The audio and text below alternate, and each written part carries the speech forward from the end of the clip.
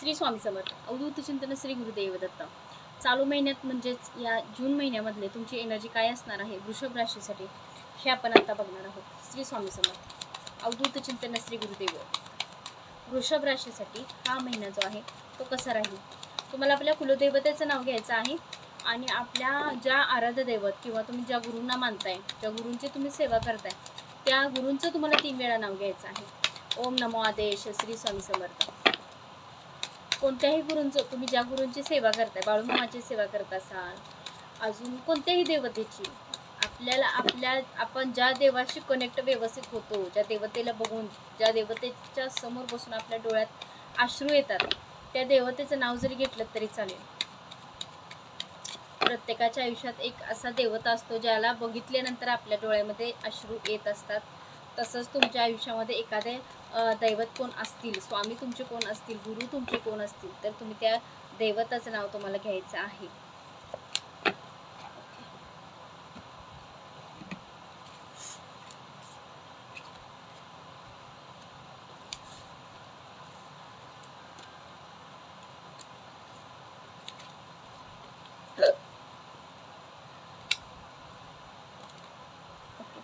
तर महत्त्वाचं म्हणजे तुम्हाला या महिन्यामध्ये थोडंसं कुठेतरी विटनेस जाणवेल, अशक्तपणा जाणवेल.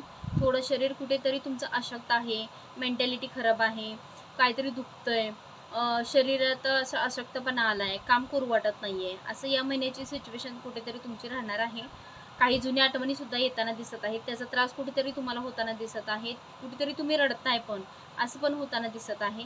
सगळ्या गोष्टी तुमच्या शरीराला एकदम खेचून घेत आहेत आणि तुम्हाला त्रास देत आहेत, निगेटिव्ह शक्ती तुम्हाला त्रास देत आहेत. अशा पण काही गोष्टी इथं घडताना दिसत आहेत. खूप जणांच्या आयुष्यामध्ये निगेटिव्ह शक्तीचा प्रभाव अचानकपणे तीव्रतेने वाढताना दिसत आहे, जो की तुमच्या लव्ह रिलेशनवरती तो प्रभावी होताना दिसतोय. पण आर्थिक म्हणजे तुमच्या पैशासंदर्भात तुमची लक्ष्मी स्थिर असणं हे या महिन्यात खूप छान असणार आहे. फॅमिलीसाठी तुमच्या घरगुती विषयासाठी तुम्हाला हा महिना खूप छान जाताना दिसत आहे.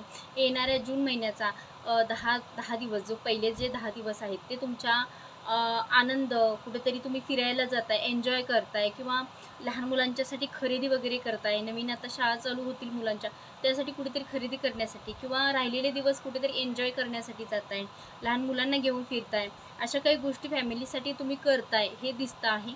आणि दुसरं असं आहे की एक नवीन ग्रोथ करताना दिसत आहे, नवीन पैशासंदर्भात, लाईफ संदर्भात एक स्टेटस तुमचं नवीन निर्माण करायचं असेल, कुठल्या गोष्टीचा तुम्ही संघर्ष करत असाल तर ते सुद्धा इथं तुमच्या आयुष्यामध्ये क्लिअरिटी होताना दिसते. ही फक्त लव्ह रिलेशनच्या थ्रू आणि लव्ह रिलेशनच्या थ्रू जर तुम्ही विचार करत असाल तर पास्टमधल्या काही गोष्टी तुम्हाला त्रास देताना दिसत आहेत, त्यामध्ये तुम्ही अडकून पडताय, तुम्हाला काम करण्याची इच्छा होत नाही आहे, तुम्हाला अंग दुखतंय, अंग जड झालं आहे, पाय दुखतोय किंवा डोकं दुखतंय किंवा जेवावंसं वाटत नाही, अशा काही गोष्टी तुमचं सगळं आहे आयुष्यामध्ये, तरीसुद्धा कुठेतरी कमी वाटते, महसूस होतं आहे तसं तुम्हाला काही गोष्टी, हे सुद्धा तितकं सत्य आहे.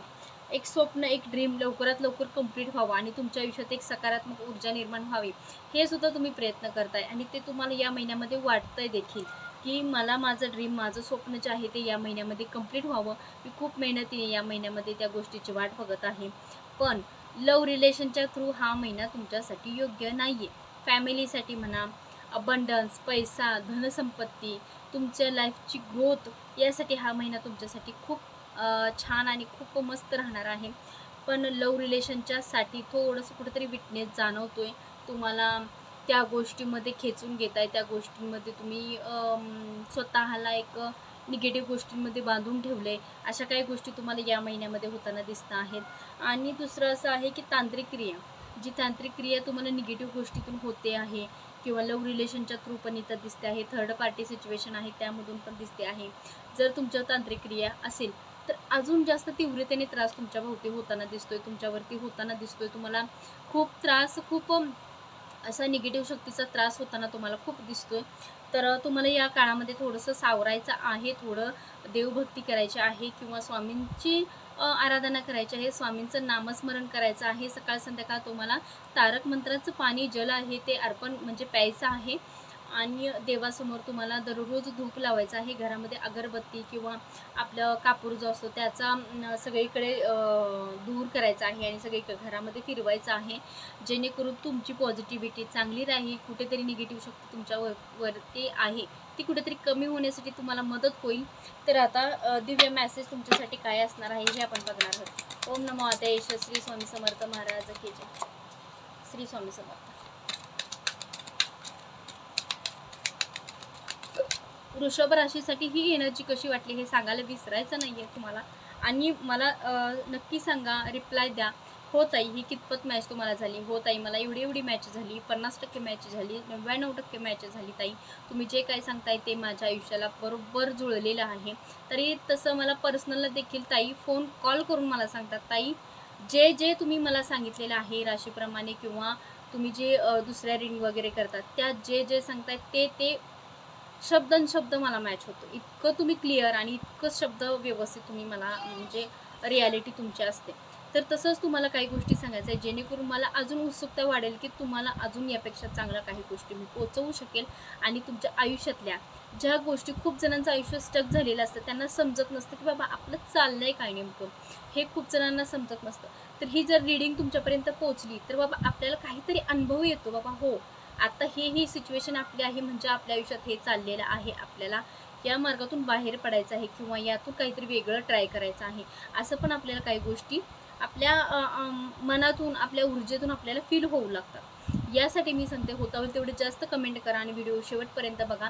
आणि चॅनेलवर नवीन जर असाल तर चॅनेलला सबस्क्राईब करायला देखील विसरू नका, शेअर देखील करा. कारण आपल्यासारखी अजून कोणाला जर गरज असेल तर नक्कीच ते याचा फायदा घेऊ शकतील, त्यांचंही आयुष्य उज्ज्वल होऊ शकेल आपल्यामुळे दुसऱ्याचं चांगलं झालंच तर त्यांच्यानंतर आपलं झालं तरी चालतंय. पण शेवटी दुसऱ्याला म्हणजे एखाद्याला गरज असेल तर त्यांना सुद्धा ह्या चांगल्या गोष्टी आपण जर पोस्ट केल्या किंवा शेअर केल्या तर ते पण एक स्वामी सेवाच आहे, ते पण एक कर्मच आहे, चांगलं कर्मच आहे. तर तुमच्यासाठी कार्ड आलेला आहे. बुधवारच्या दिवशी तुम्हाला गणपतीची सेवा करायची आहे, तुम्हाला लाल फूल गणपतीला अर्पण करायचं आहे. आणि सरस्वती देवीला किंवा तुमच्या कुलदेवतेला तुम्हाला मूग जे आहे, अखंड मूग जे आहे ते महादेवांना आणि सरस्वतीच्या मूर्तीला अर्पण करायचं आहे. स्वतःच्या सुखासाठी, स्वतःच्या वेळेसाठी, एक चांगली वेळ आयुष्यात येण्यासाठी तुम्हाला या सगळ्या गोष्टी फॉलो करायच्या आहेत. आणि मला रीडिंग कशी वाटली हे सांगायला विसरायचं नाही आहे. मी नक्की तुमच्या कमेंटची वाट बघत राहीन. श्री स्वामी समर्थ. अवधूत चिंतन. श्री गुरुदेव दत्त. श्री स्वामी समर्थ.